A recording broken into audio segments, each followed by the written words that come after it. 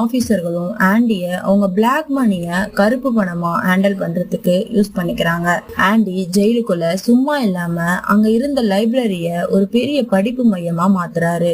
அது மூலமா நிறைய கைதிகள் படிச்சு அவங்களோட ஹை ஸ்கூல் சர்டிபிகேட் வாங்க உதவி செய்யறாரு. நம்பிக்கையே இல்லாத அந்த ஜெயிலுக்குள்ள ஆண்டி எல்லோருக்கும் ஒரு புது நம்பிக்கைய கொடுக்கறாரு. வருஷங்கள் ஓடுது.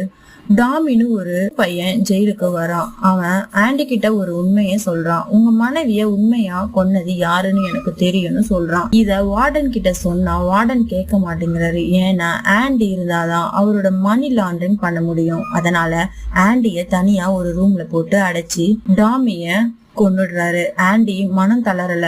அவருக்கு அப்பவும் நம்பிக்கை இருக்கு. ஒரு நாள் தன் ஜெயில இருந்து தப்பிச்சு மெக்சிகோல ஒரு பீச்ல வாழ போறேன்னு ரெட்டி கிட்ட சொல்றாரு. அடுத்த நாள் காலையில பார்த்தா ஆண்டி ஜெயில இல்ல. எல்லாரும் தேடும் போது ஆண்டியோட ரூம்ல இருந்து ஒரு போஸ்டருக்கு பின்னாடி ஒரு ஓட்டை இருக்கிறத பாக்குறாங்க. 20 வருஷமா ஆண்டி அந்த சின்ன சுத்தியலை வச்சு கொஞ்சம் கொஞ்சமா சுரங்கம் தோண்டி தப்பிச்சிருக்கிறதுன்னு தெரியுது. வெளியே வந்து வார்டனோட எல்லா கிரிமினல் வேலையையும் நியூஸ் பேப்பருக்கு சென்ட் பண்ணி வெளியில கொண்டு வராரு. வார்டன் அதனால சூசைடும் பண்ணிக்கிறாரு. ரெட்டுக்கு ஃபைனலா பரோல் கிடைச்சு வெளியே வராரு. ஆண்டி சொன்ன மாதிரி ஒரு ஓக் மரத்துக்கு கீழே போய் பாக்குறாரு. அங்க என் கூட மெக்சிகோல வந்து சேருன்னு ஆண்டி எழுதின லெட்டரும் கொஞ்சம் பணமும் இருக்கு.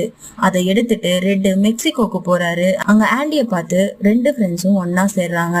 இந்த படம் நம்பிக்கைய விட்டா வாழ்க்கையே இல்லங்கிற ஒரு பெரிய உண்மைய சொல்லுது. படம் எப்படி இருக்குன்னு கமெண்ட்ல சொல்லுங்க. உங்களுக்கு இந்த வீடியோ பிடிச்சிருந்தா ஒரு லைக் மட்டும் போடுங்க. இது போன்ற கதைகளுக்கு சேனலை சப்ஸ்கிரைப் பண்ணி பக்கத்துல இருக்க பெல் ஐகானை கிளிக் பண்ணுங்க.